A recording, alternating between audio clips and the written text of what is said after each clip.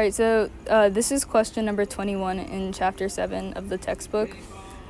So pretty much what's happening is there's a freight car and it's just rolling along these rails when it comes into contact with the first spring, with a spring constant of 1,600 newtons per meter, and we'll call this spring constant K1.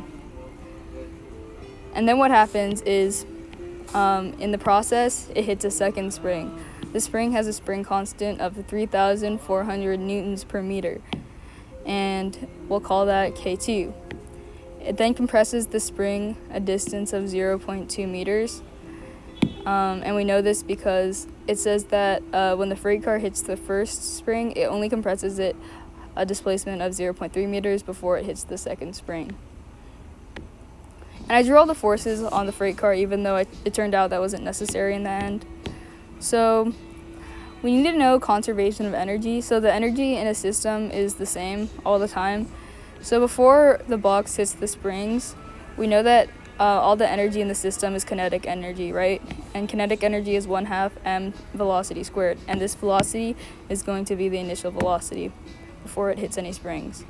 And then at the max displacement, all the energy is from the springs, right?